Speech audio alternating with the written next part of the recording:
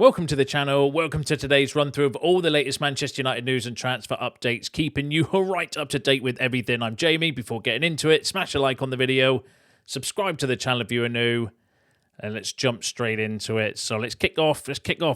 We've got a game to look forward to this week, and I'm absolutely buzzing. Premier League officially starts today. Obviously, we're playing on Sunday, so I'm absolutely buzzing to get the first game of the season. Finally, we've got press conference news to go through today as well, so let's kick off there. So first of all, injury update ahead of the match on Sunday. Ruben Amorim confirmed that Mazraoui and Martinez will miss Sunday's game with Arsenal, but Joshua Zirkzee and Andre Onana are both back, so I would imagine Onana would go back in. I can't see him throw in Zirkzee straight into the limelight with no pre-season minutes under his belt, but I think he'll be one that will need to integrate and you know, get his minutes up, build his fitness up as well. But I suspect Andre Onana would be back in the first team, but that's good. So he's pretty much got a fully fit squad available for the first game of the season, barring Mazraoui. Martinez we knew was always going to be out anyway because he's been out for half of the season last season as well. Get involved in the comments. What are your predictions for the game? Like, what are your predicted lineups? How do you think he's gonna set up? I think this would be my team. So if it was me picking the team, this would be how I would go for Arsenal. Onana in goal, Lenny Yoro, Maguire, Heaven, Ahmad, Ugarte, Bruno, and Dorgu, and then I'd start all three up front, the new boys, and Mbumo, Sesko, and Cunha. I don't know if Ruben Amorim's going to do that. My predicted lineup from what Amorim will do, I think would be more like this. I think he might go with Onana, De Ligt, Maguire, Yoro. I think he'll play Dallo because we're playing Arsenal. Dorgu, he loves Fernandes and Casemiro because he's been playing them together as a partnership in pre-season. I still think he's going to play the front three, though, and we'll go through his press conference bits in a second, but it felt a little bit like a hint to me that maybe Sesko was ready to come into the team because he was bigging him up a little bit in his press conference as well. So that would be my predicted team from Ruben Amorim, but that would be my team if I was picking the team. So get involved in the comments. Let me know your predictions and your lineup selections as well. But let's go back through the rest of the comments. So Ruben Amorim on his hopes for this season said, I know it's hard to know. We cannot change everything in 4 weeks, but we are better. We are training harder and are more prepared to cope with the demands of the game. I'm really more confident. That is clear. Step by step, we will be a better team. And he was sort of downplaying, not being downbeat. I think he was positive in the press conference, but he was, dampening expectations a little bit, I think, where he was reiterating the fact that yes, we've had a pre-season, but it's only been 4 weeks compared to obviously other teams that we're playing, like Arsenal have got a stable manager, City stable manager, stable team, and so on and so forth. So it is still early days. I've got a feeling that this season is going to be rough to start with. I think we are going to have teething problems still, but I've got a funny feeling we're going to be one of those teams that grow into the season, and the more we play, the better we'll get, and the players will get used to each other, especially when you're completely changing the forward line. They're going to need minutes on the pitch to get to know each other, and I think it is going to be a little bit of a work in progress to the start, but hopefully, in a few weeks' time, we'll start seeing more from the team and the squad and bits as well. But give us your thoughts on that in the comments below. And then when he was asked directly on Benjamin Sesko, he said, we didn't have a lot of time, but he's ready. Physically, he is ready. He is ready to play. We'll see if he's going to start. And then he went on to say as well, he is going to learn. I can see Ben be a striker for United for long years. That's why we paid so much money to have a striker who can have his history at the club as well. And then further in the press conference, he was saying, like, he's been asking him loads of questions. He's very intelligent. He's wanting to understand things from Ruben Amorim as well. So he does seem like he's made a bit of impression with Ruben Amorim, not just with his physicality and his obviously he's a talented young player, young striker, but also with his attitude and mentality as well, his eagerness to learn by the sounds of things. So I think he's going to throw him in, I've got a funny feeling. But give us your thoughts and feelings on that in the comments below. Let's go through the transfer news. So, obviously, the talk of the town at the moment, still Carlos Baleba. What's all the latest there? So, firstly, this was a journalist from Brighton's end who's apparently quite connected with the club, saying that Brighton have not agreed to sell Carlos Baleba to Manchester United at this stage, but talks have now been held between the two clubs after initial talks with the player's agent. Baleba is keen on joining United, but Brighton won't be bullied into a sale. So, that's the first journalist I think I've heard from Brighton's side confirming that we have been in talks and that we've had we're in conversation with Brighton regarding the player. Solly Talks, who's a good source, said that Man United and Brighton held club-to-club talks today regarding Carlos Baleba. No agreement has been reached despite some reports. He's super keen on a move. More talks are to follow, but with both the club and player still seen as a complicated deal. So that was late last night from Solly. And then Fabrizio Romano posted this on his Instagram page last night as well, saying that Manchester United keep talks active for Carlos Baleba with player keen. Man United set to approach Brighton as they prepare opening proposal to try to make deal happen. Deal remains difficult. Brighton insists to keep Carlos, eventually selling talent midfielder only in 2026, so they want to keep him for another year. Manchester United want to try, also based on Garnacho, Sancho and Anthony, money to arrive soon. Baleba keen on Man United move as personal terms, not going to be an issue if the club strike an agreement. So Fabrizio Romano suggesting that United are set to make an approach with an opening offer for Carlos Baleba. Now, Brighton's manager in his press conference today did say that he was very, very, very, very, very confident that Carlos Baleba would still be at Brighton, but there's bound to say that in a press conference. Like Ruben Amorim, I'll go through his quotes in a second, said a similar thing with Rasmus Hojlund as well, but I do think we'd be looking to sell Rasmus Hojlund, so he's not going to come out in a press conference and say, oh yeah, we'd accept £100 million for him. That's not the game. He's bound to say, yep, we're going to keep him and we want to keep him and stuff, but by all accounts, it's still going to be difficult, but according to Romano, we're going to try anyway. We're going to try. That's all we can ask at the moment. And then Manchester United are prepared to delay a move for Brighton midfielder Carlos Baleba until next year. United have not completely given up on signing the 21-year-old before the transfer window closes on September the 1st, but senior sources concede a deal is unlikely. External sources have suggested a deal this summer is too difficult. Now, that came from Samuel Luckhurst, who is a shit stirrer, but is connected at the club, suggesting that, we are prepared, we might be prepared to go back in for him next summer because we see the deal as unlikely and too difficult. But I still think we're going to try. I think we're going to throw an offer in and maybe see if we can start the ball rolling and see if we can get close to what the number is that Brighton would accept for Baleba, and then take it from there. And then if not, maybe we try and work on this deal throughout the season and get a pre-agreement or something like that for next summer. But yeah, we'll wait and see how that plays out. But that's the first sort of connected journalist to United that's suggesting that it's unlikely and it may be a little bit too difficult. However, Graham Bailey has said that Manchester United's interest is serious and they believe a deal for Carlos Baleba could be done despite Brighton's resistance.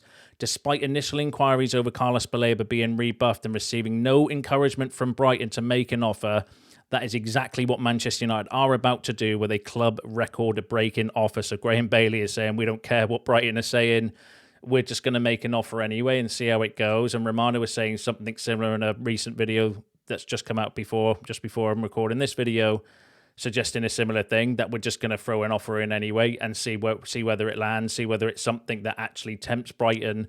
So we'll need to wait and see what happens. I do think we're still going to try. I think we're just going to throw an offer in anyway and see how it lands, see what happens, and then from there, we're either going to walk away and maybe do something else to pivot to other targets potentially, or, do we just draw a line in the sand and say, okay, well, we'll try for him next summer, keep the money and save it, because we are going to need to strengthen. I think the midfield for next summer is going to be one of the areas we're going to need to look to strengthen, with obviously the question marks around Fernandes and the Saudi Pro League potentially coming in again. Casemiro's out of contract as well, and I think Ugarte needs to prove himself this season. Otherwise, there would be a question mark around his future for me personally as well. So I do think the midfield is going to be the key focus next summer. Do we line up a deal and get Baleba done, like I said, on a pre-contract or something like that for next summer? who knows? I still like just to go and get it, but I like there must be something there if United are still trying. If it's not a flat outright no, go away, we don't want to talk. They're still in talks. We know that for definite because Romano's been saying that. And reporters are still coming out to say, well, we're just going to try. We're going to throw some money at them and see what happens, see what goes from there. Romano was saying, though, on one of his videos that we might need to get the exits done first. So we might need to see some movement on Garnacho and Sancho. We've got updates on those in a second. And Anthony potentially before that gives us, I think that then gives us definitely the cash in our hand to then, start the ball rolling potentially with Baleba. But it's going to be an interesting couple of days. Let's see how it all plays out. But give us your thoughts and feelings on that in the comments below. Now, in terms of alternatives, if we don't get the Carlos Baleba news deal done, then who would be the alternative? Now, the Sun is suggesting maybe Hojlund. So Manchester United will turn their attention to sporting captain Morten Hojlund if they miss out on Carlos Baleba. They are ready to offer £50 million for the Danish midfielder, with Amorim considering the best option after Baleba. I could maybe potentially see that being plausible, but it came from the Sun, so we need to instantly take this with a pinch of salt. But we have been linked with Hojlund loads even before Amorim. He is a player that I think we've looked at. £50 million seems a little bit high, but again, would that be the alternative? If you don't get Baleba, do you get Hojlund and then maybe the goalkeeper? Because if you've got that sort of money to go for Baleba, would you do that? Give us your thoughts and feelings on that in the comments below. On the midfield himself, though, Amorim said, for the rest of the transfer window, he said, I'm very happy with our players. They are working very well. We have players in that position in midfield, and we are ready to win any match with our players. So he remained a little bit coy when asked around. I don't think he was going to get into a situation where he's going to start talking about potential signings in a press conference. And even if he was asked directly, he would do the normal manager swerve and just say, well, he's not a player, so I don't want to talk about him. So it's one of these with those sort of questions. As much as you'd want to ask and as much as you want to get an answer from Ruben Amorim on these sort of things, he's not going to come out in a press conference and tell you exactly, what's going on or whether we're going to make a bid, whether we're trying and stuff. The midfield still worries me, though, as well. I still think it's definitely an area of concern. So hopefully we can get something done between now and the end of the transfer window. Now, the other position potentially would be the goalkeeper. So Manchester United target Sané Lemens is a serious target for Inter Milan, who are set for talks with Antwerp. Now, that came from Mike McGrath, suggesting that maybe Inter are going to start making a move for Sané Lemens. He seems to be like the most realistic goalkeeper option if we do go for a goalkeeper, because the reports are maybe we're just going all in for Baleba. If we get Baleba, then I don't think we'll have the budget for a goalkeeper. If we don't, maybe do we then pivot for a cheaper midfielder, and then, do we then have the money for a goalkeeper? Who knows? But there still needs to be some movement on a goalkeeper leaving. It's just very weird, the goalkeeper situation. We're just going to need to see how it plays out, because my feelings on it at the moment is unless we sell somebody, which is more likely to be Bayinda, but then there's no interest in Bayinda, there's no rumours of him going anywhere, then I can't see a goalkeeper materialising. But again, we'll see how it all plays out. But give us your shouts and your thoughts and feelings on that in the comments below. My phone is going off it with news. Toby Collier has finalised his season-long loan move to West Brom and is travelling with the squad. He could make his debut against Wrexham tomorrow. So Toby Collier has been officially completed his loan move to West Brom. Could be with the squad tomorrow. They want him to play football and bits as well. That's not a bad thing for the young lad as well. Go away, play some football, because I think he's had a bit of a rough time last season, where it's meant to be like his breakthrough season, kept getting injured all the time and then wasn't really featuring that much. So that'll be good for his career development as well. And then even if he isn't seen as a United ready player, get some minutes under your belt, put yourself in the shop window. That's someone that would be, we could sell and get some money for next summer as well, especially if we're going to be looking at, bringing in midfielders. So yeah, fair play to him. Hopefully he does well. Right, let's go through the exit news. Let's start with Jadon Sancho. So Roma have made an approach worth £20 million to sign Manchester United's Jadon Sancho on a permanent transfer. Club-to-club talks are at an early stage, and there have not yet been any indication from Sancho on whether he would be open to the move. So David Ornstein and a few other reporters as well, you've probably already seen this news, saying that Roma have made an official offer. Now, there's a bit of confusion because David Ornstein was saying a permanent transfer. However, Ben Jacobs said Roma are now in club-to-club talks with different structures being explored after making an offer worth £20 million. Man United prefer a permanent exit. Roma have discussed buying Sancho outright as well as a loan with a conditional obligation. Fabrizio Romano said that Jadon Sancho official bid arrived today from Roma. Roma have offered a loan with an obligation to buy, quite easy to activate. This loan with obligation is worth a transfer fee of £20 million, or around 23 million euros as a total package. Sancho is open to making the move to Italy, but still waiting to understand if he's going to agree personal terms with Roma, and that's the problem with Jadon Sancho, isn't it? The personal terms. So we'll need to see how that plays out. But the latest Romano has said that AS Roma is still waiting for Sancho to give his green light to the move. Manchester United prepared to accept Roma's £20 million bid for Sancho, but waiting for Sancho's decision. Sancho open to discuss since earlier this week, but still working on personal terms. So we have had an official approach from Roma for Jadon Sancho. It's weird because it's saying a loan. This is the latest. A loan with £20 million obligation to buy that's easy to activate. But I don't know how you can do an obligation to buy when he's out of contract next summer anyway. So does that mean we're going to do the +1 in his contract to get the obligation to buy? Or is it just a case where we're just happy to, get rid of him and basically get rid of him for free, but under the assumption that we're going to get a £20 million fee? Like, I don't understand. We'll have to wait until it comes out. But let me know what you think in the comments. Let me know if you know a little bit more around the details. But going off the reports, because Ornstein was saying £20 million bid, Ben Jacobs saying £20 million, but they're flexible with how they do that, whether they do that as a loan with obligation to buy. Let's just hope if it is an obligation to buy, it is an obligation to buy, not with a penalty clause like Chelsea did to worm their way out of having to keep Sancho permanently, or if it is a loan, is that the way that we can do it so that we don't have to pay some of Jadon Sancho's wages for the loan? I don't know, very weird, but I've got Jadon Sancho fatigue, so I just hope that that this gets done.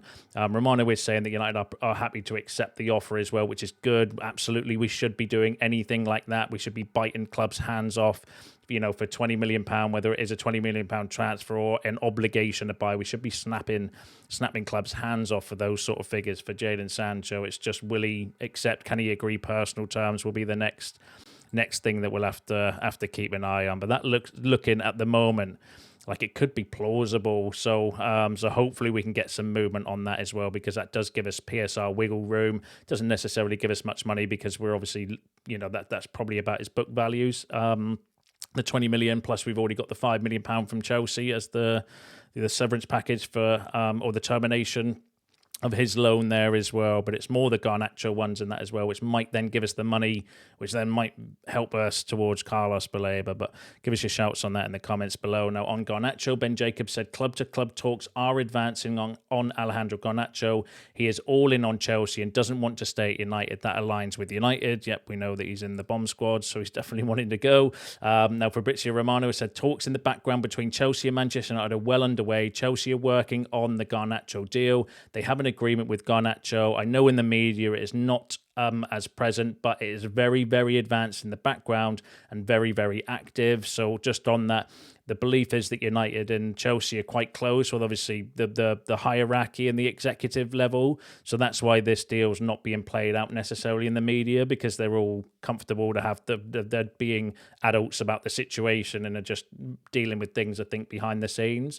Man United are prepared to sell Garnacho on a permanent transfer. And then Samuel Lucas has said that Arsenal, Tottenham and Atletico Madrid all conducted due diligence on Alejandro Garnacho before choosing to pursue other attacking options. But I think Garnacho already had his heart set on going Chelsea, to be fair. So whether they, it would have been nice to have got a bit of a bidding war for Garnacho, but by all accounts, he wants to go to Chelsea, and he's been refusing deals on offers from other clubs anyway. So we couldn't get into that situation with him because of that reason. I just hope we get. It's a weird one because I look at some of the prices that other players are going for. Like Liverpool just sold a player that I've never even heard of for £25 million at Bournemouth, and yet Chelsea are thinking they can get Garnacho for £30 million. That side of this deal absolutely infuriates me. But then on the flip side, if we got £30 million cash and it meant that deal, that money gets us Carlos Baleba, I'm cool with that as well. So it's a weird one because, he should be going for market value, because especially when you're looking at Madueke and deals like that, which is what I think United are using as their their negotiation tactics for Chelsea, because no way should he be going for like that 30 million. But if that 30 million pound means that you can get Carlos Baleba, it's one of these, isn't it? It's one of these. But we'll just wait and see how it all plays out. He's going to Chelsea. I think they're just working out how much we want 50. They want paying 30. It's going to be about 40 in it normally. It's about somewhere in the middle, 45 or 40 with 10 million in add-ons or something of that nature, isn't it? But we'll wait and see how that plays out. But give us your shouts on that in the comments below. Now let's go through the Rasmus Hojlund news. So Rasmus Hojlund's opened an AC Milan move after club held talks with his representatives. Milan expect to accelerate talks with Manchester United over loan with option to buy. Other clubs, including Dortmund, keeping an eye on his situation. So that would be a decent shout, actually, Dortmund for Rasmus Hojlund. That wouldn't be a bad move for him. So that came from Sky Sports and Damarcio saying that, he's open to going to AC Milan. That's what we've been hearing.